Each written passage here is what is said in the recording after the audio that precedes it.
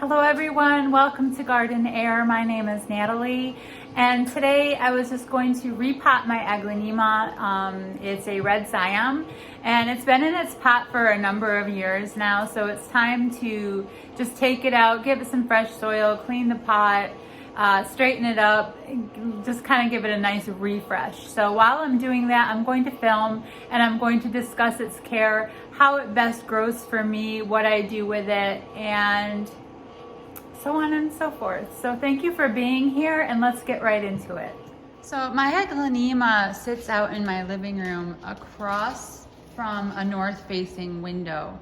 And I don't keep it in the sunroom because this plant has just, the entire time I've had it, it has not enjoyed a lot of light. It likes a low light. Every time I put it closer to a window, it really just starts to fade out, and it doesn't do so well. So it's a very low light plant for me. My dogs. Hey, you guys decided to play right now? Yeah, this is what you do, huh?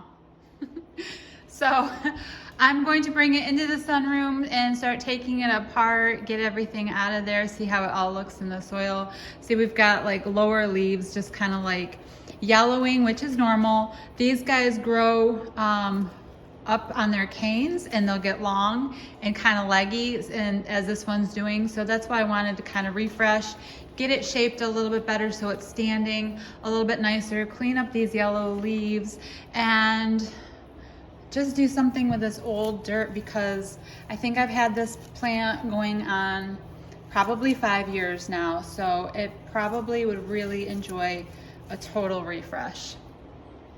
So we'll do a before and after. Okay, so I have it out here in the sunroom, and it's a pretty good sized plant. It takes up a lot of space, and they do get bigger over time. So it's definitely a plant that you want to make sure you have plenty of room for as it continues to grow. They really remind me of like a Dracaena in how they grow from canes and drop lower leaves. They don't drop as many lower leaves as a Dracaena seems to do. At least mine doesn't, which I like because it makes it more full looking, and it's just a beautiful plant. And this is a type of Chinese evergreen, so you'll find these in various patterns and colors, and that's kind of what makes them fun, is because you can get them with a lot of pinks and reds and some yellow and just like these gold tinged ones. They're absolutely beautiful. Some of them are striped, some of them are spotty and splashy. And the basic regular Chinese evergreen is also absolutely beautiful. I'll post a picture of one in the corner. And let's see. So I'm going to tear into this, get it out of the pot, and take a look at what we've got right now. I'm just cutting off yellow lower leaves and any dried areas from leaves that have fallen off previously. Got a lot of new growth inside the plant. So I just want to make sure that it has plenty of room for all of these young leaves that are coming up here from the center. All right, so I'm going to get this out. Hopefully this isn't too difficult with the size of this plant. So let me remove stakes and clips, and we'll start seeing just how leggy this thing really is as I remove stakes. And this was, see how it's just starting to lean now. This is why I really want to get in, repot it, kind of take a look at it. It might need to be lower down in the pot to get some of these legs to stand up a little bit better. My Aglaonema does not like a ton of water. It does like to dry out between waterings, but I find it doesn't like to dry out 100%. If I let it get too dry, it really starts to kind of flop very quickly. So I let it mostly dry, and you want to just kind of feel down into the soil, and if you can get down in there quite a few inches before you really feel moisture, I let it kind of go another day or two after that point, and then I water it again. So pretty much mostly dry, and then I give it a nice good watering. If it's completely dry, it's definitely time to water it. It just doesn't like to sit too dry for very long, I find. Okay, so I would just call that moderate watering needs. Pretty regular. It makes it a pretty easy house plant, in my opinion. Okay, so I opened my table, and you can see inside, because this is a potting table, I have like this little bucket inside to catch soil, so I don't have everything just kind of like falling down on the floor or the plants below it. So I'm going to get this removed from the pot, and then I'll show you what I'm looking at from there. Okay, so here is the root ball of the plant, and as you can see, it really doesn't have very, very deep roots, so I can go a little bit lower in the pot than where it was currently sitting and give these guys a little bit more support from the soil. But mostly I just wanted to get all of this old soil out of here and replaced, because it is going on 5 years old.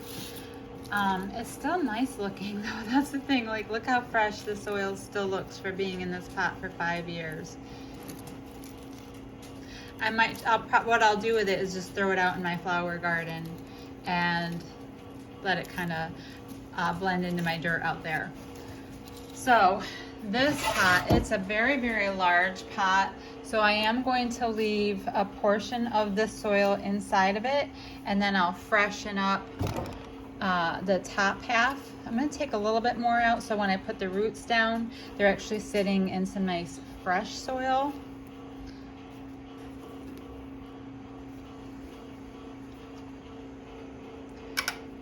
And here's what I'm using. This is Fox Farms Ocean Forest potting soil, which I just really love because of everything it has. I've talked about the soil before, so no need to go into it again. So I'm going to throw a little bit into my pot. A little bit more fresh soil into the bottom, so that when my roots are in here, they're touching fresh soil.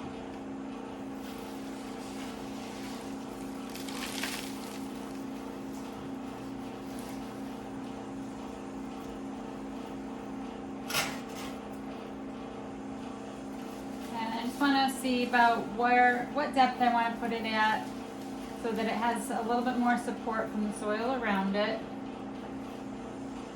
Maybe not too deep. I think I'm going to put a little bit more soil in this.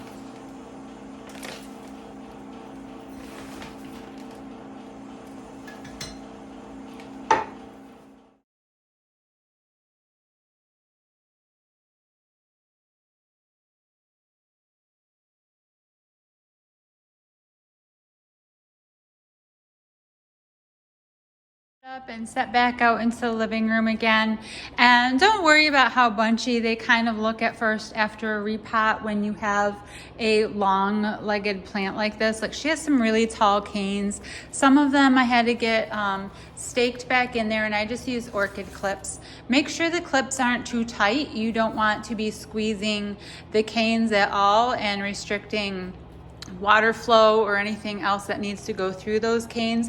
If it's too tight, use like some twisty ties or something that can be loose around the cane. Usually right after repotting, it does take a little while for the plant to kind of settle, move back towards the light. She's all shifted, so canes that were leaning like one way are now leaning a different way. So you kind of see canes going every which way, and that's going to be normal for a while right after a repot and moving things around. Once the light starts hitting the plant again and it starts settling in, eventually the canes are going to be shifting on their own, moving back towards the light. And I can move the plant periodically, monthly, to help keep the canes growing a little bit more straight, changing what you know, its growth pattern and its growth direction. So I did change canes around. I did change like my stakes around. Everything's a little bit different. So you'll notice like, oh, everything's kind of haphazard. That's fine. It will adjust, and I'm going to just let it adjust, give it time, let the leaves find the light on their own, and it will be beautiful again once it kind of settles into everything that I just did to it. So it is a beautiful plant. I love Aglaonemas, and they're just so easy to take care of. I do fertilize it maybe like once every 3 weeks or so, especially during its growing season. And I usually give it either fish fertilizer, or I give it a liquid fertilizer that I buy from Houseplant Orchids that they make themselves, and it's just great stuff, and it's water soluble and just so easy to use. I haven't fed. It's winter time, and I just haven't fed in probably a month and a half. I do still feed in the winter. I just slow it down. I feed a little bit less often, and I do still use it. So I'm not one of those people that just stop fertilizing completely just because it's winter, because my plants don't show signs of going into complete dormancy. They usually continue to grow. Like you can see a new leaf here. There's always active growth. So as long as there's active growth, I fertilize my plants. Okay, so in time she'll get all settled and start looking a little bit more normal again. And for the time being, we'll just wait it out while she straightens up and just enjoy her, because this is an absolutely beautiful plant.